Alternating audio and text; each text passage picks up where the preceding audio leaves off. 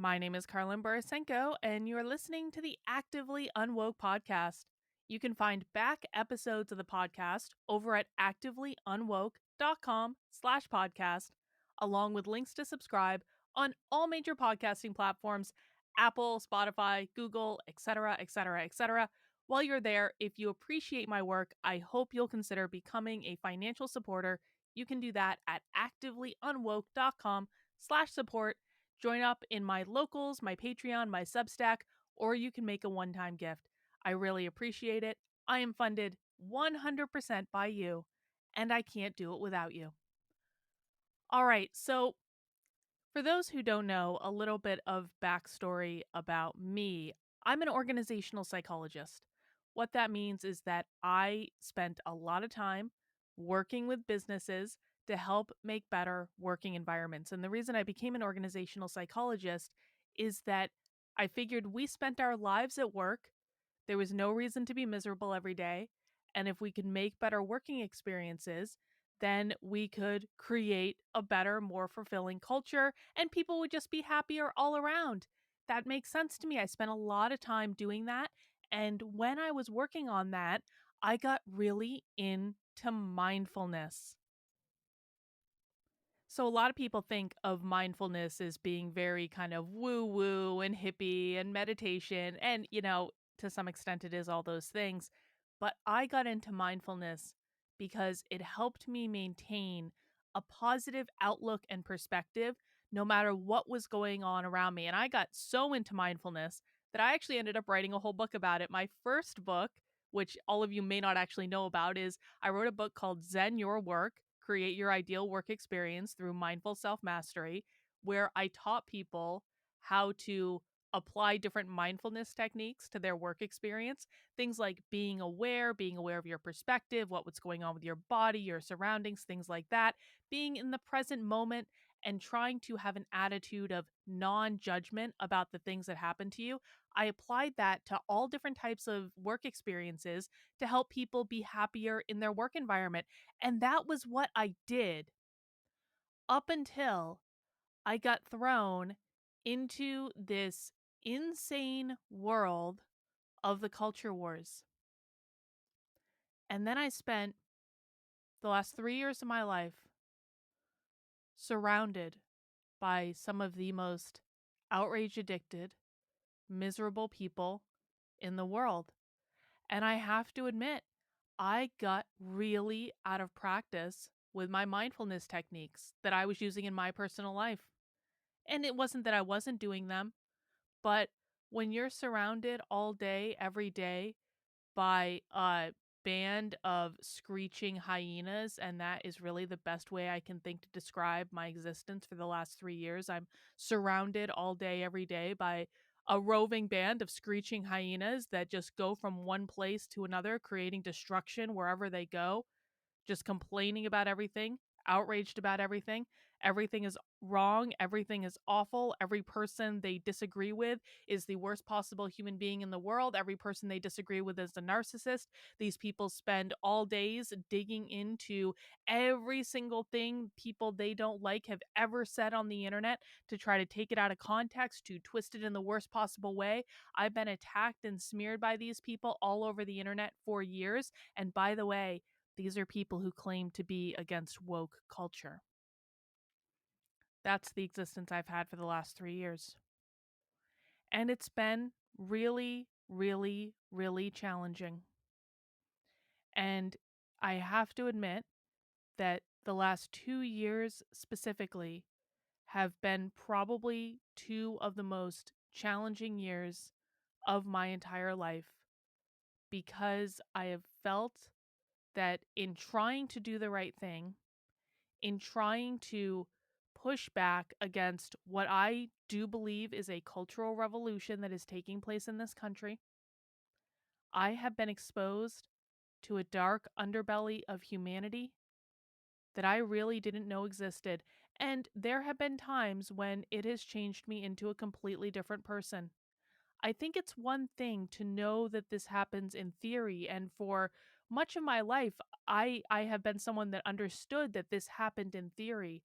I think it's another thing to experience it.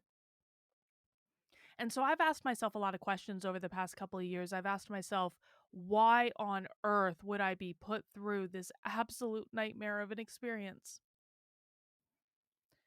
And the answer that I've come to is that I needed to be put through it in order to teach you about it, in order to teach you why it is so important that when you're fighting monsters, as we are all fighting, you must understand your values. You must understand the things you're fighting for. Because if you spend all your days fighting monsters, as we do, you have to be careful not to become the monster that you're fighting.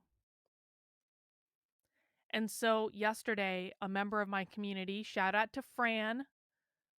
Fran has been a member of my supporter community for years, and she is a wonderful lady. And she gave a presentation yesterday because she has a coaching practice to help people find the joy in their lives. She gave a presentation yesterday called Unleash Your Joy. And if you get a chance to see this presentation from Fran, I highly encourage you to at some point. I hope she'll do it again. And a bunch of members of my community went. And as I was sitting there watching it, I was thinking, this is the world that I came from before all of this unwoke chaos started.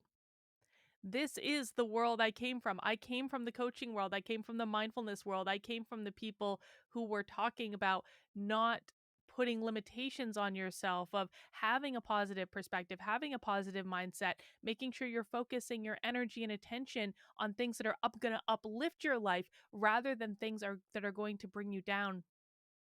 That's the world I used to exist in all day, every day. And I was so happy. And I was very successful when I was in that space as well. You know, people think that optimism is unrealistic. I disagree wholeheartedly. I actually made more money when I was in that world than I have in the fighting back against woke culture. So the optimism leads to your success. It leads to your personal success. It leads to your professional success because your mindset really does matter. And I came out of the presentation from Fran yesterday and just, I felt so good. And I felt like this is the world that I want to go back to. So what does that mean for fighting back against the woke left? Well, we're not going to stop doing that. You don't stop doing something just because it's hard. What you have to do is frame the fight and your participation in it in a way that allows you to maintain a positive and optimistic perspective. You know, I've been told by so many people who have read my book, Actively Unwoke, the ultimate guide for fighting back against woke insanity in your life. I've been told by so many people who read it that even though it's a heavy subject matter, and it is, I wrote it in a way that made them feel really good and really optimistic, and that they enjoyed reading it. It wasn't a hard read like so many of these books are. It didn't make them feel bad, it made them feel good. And that was intentional. I worked very hard to make that book fun to read, even though we're talking about some of the toughest subject matter in the world.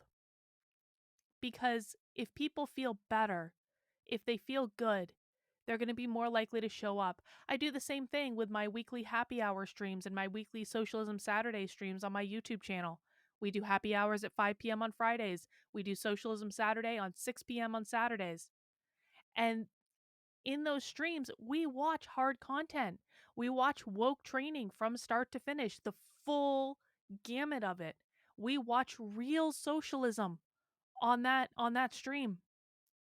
But I try to make them fun and I try to make them lighthearted, because if you can teach people about what's going on and also make it a fun, engaging experience, that's something people are going to want to show up for. So I've had kind of this little existential crisis for the last couple days where I've just been reeling from wanting to get back to this place of being able to help people maintain an optimistic perspective, being able to help people on their mindset, being able to integrate some of the mindfulness techniques that I used to practice every single day and which teach people as a profession into this work.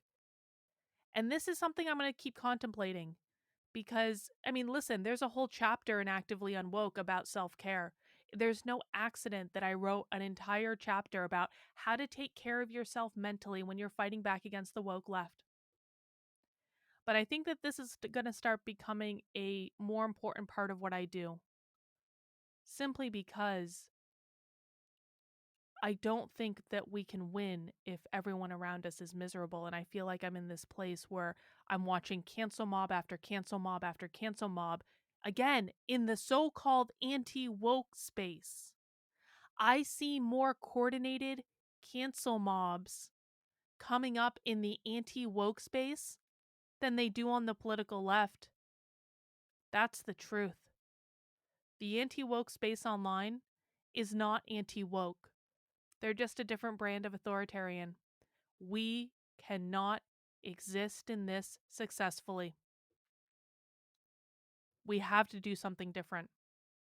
We have to commit to values that are different from the people that we're fighting. We have to commit to a positive, optimistic outlook, knowing that our actions matter in the face of a challenge, and that stress is something that can drive you to your greatest achievements rather than something to be feared. We have to remind ourselves of these things. So, in order to kick off this discussion, I want to read you a section of my book. Again, my book is Actively Unwoke, the ultimate guide for fighting back against woke insanity in your life. You can get a copy of it over at activelyunwoke.com. It comes in hardcover, it comes in Kindle, and yes, it even comes in audio version on Audible, read by me. And the section that I want to read to you, it's so funny when I look back on the writing of this book, and I think a lot of it was faded. The section I want to read to you is in chapter 4 of the book, which are my rules for the Actively Unwoke. It's a play on Saul Alinsky's Rules for Radicals. And the number one rule that I had was know your values. There's a reason that I put knowing your values as number one. And I want to read you the section of the book that talks about really understanding why you're fighting, why you're doing this in the first place, and what sort of boundaries you're going to set for yourself. Let's read. Rule number 1, know your values. Friedrich Nietzsche said, beware that, when fighting monsters, you yourself do not become a monster. For when you gaze long into the abyss gazes also into you. Actually, there are at least a dozen slightly different variations of this quote floating around. But the point remains the same. When you are fighting evil, be careful that you yourself don't take on the qualities of the evil you're fighting. Sometimes we have to dabble in their squalor, but that doesn't mean we have to become them. That would defeat the entire purpose. In the early part of my journey in the land of the politically homeless, I gravitated towards the Make America Great Again, or MAGA movement, and eventually ended up doing something I never thought I would do in my life. I ended up supporting Donald Trump for re-election. The clincher for me was when he banned critical race theory via executive order from all federal agencies and contractors. He was the only person to take action against it at that very large scale. It was our first truly grand victory. Not only has Joe Biden since rescinded the executive orders, he's also actively working to integrate critical race theory into every part of the federal bureaucracy, including cementing it in schools through the Department of Education. It's important to say here that I don't particularly care if you supported Donald Trump or not, if you think he really won or he didn't. None of these things matter anymore, and we have to come together to fight the greater menace. Bickering over which presidential candidate a person supported only allows the woke to win and distracts everyone from the larger fight. However, I have to say something that will annoy the Trump haters out there. The MAGA movement during the 2020 election was one of the most amazing, positive experiences of my life. There was so much love. I've never experienced anything like it. I'm not talking about the politicians. I'm talking about the average people, the voters, the group of people who have been characterized as horrible, evil, racist, and white supremacist turned out to be some of the nicest people in the world.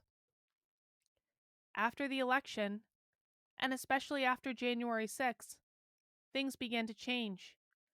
And after the inauguration of Joe Biden, I watched so many people on the political right slowly turn into the monsters they were fighting.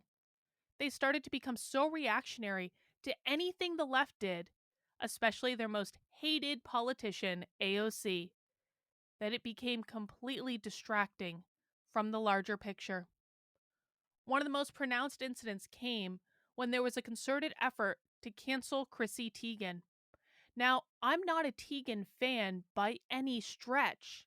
However, all of a sudden there was a massive campaign led by some of the most well known influencers on the right for tweets she had sent years before. Now, granted, her tweets were absolutely bullying, but it wasn't the only time she had behaved badly.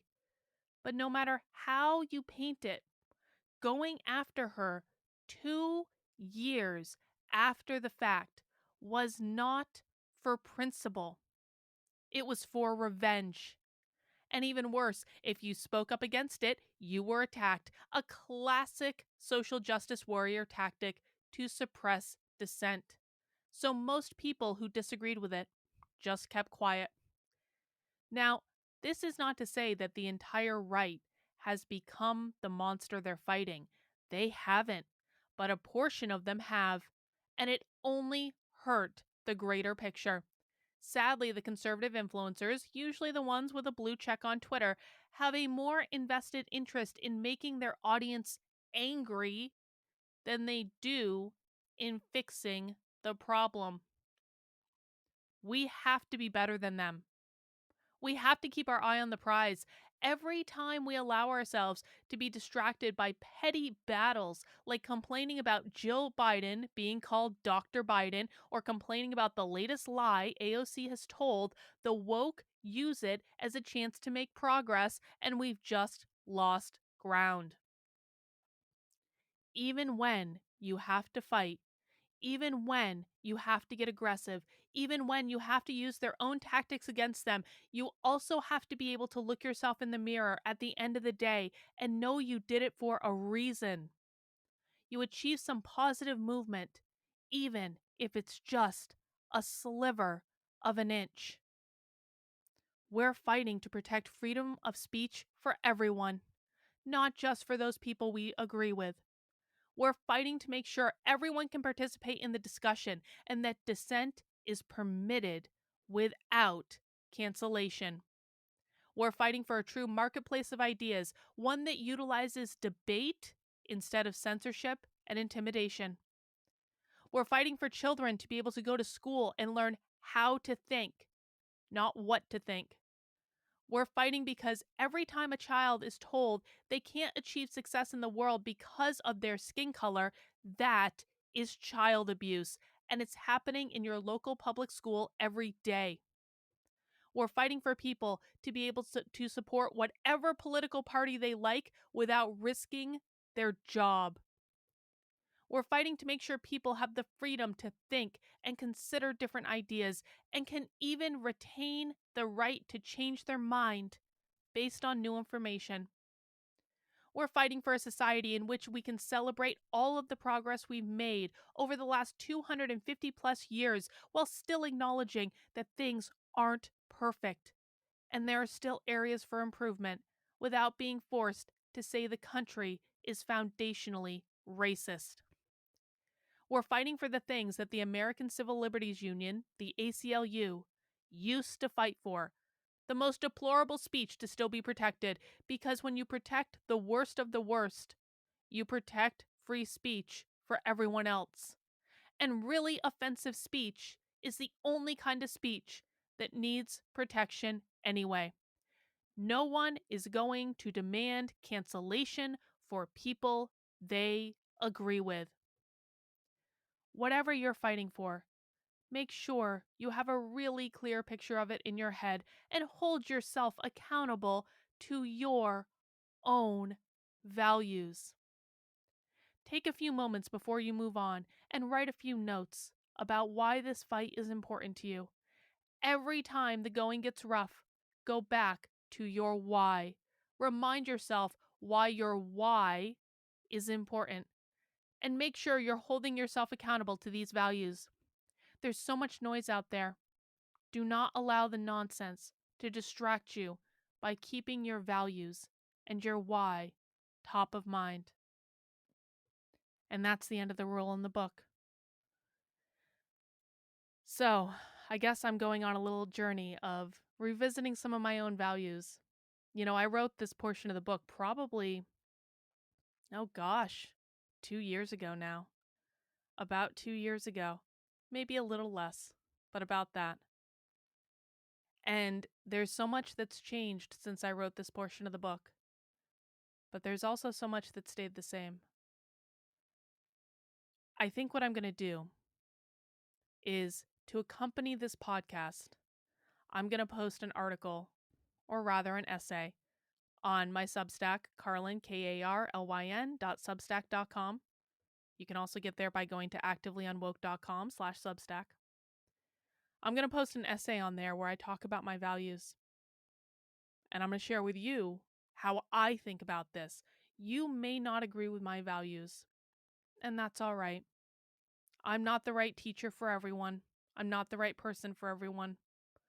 But I will absolutely say that I'm going to start making more of an effort to integrate the values of optimism and perspective and mindset into what I'm doing in regards to the woke left.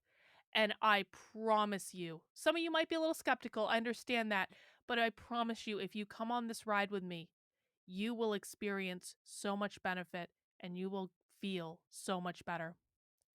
So that's my plan.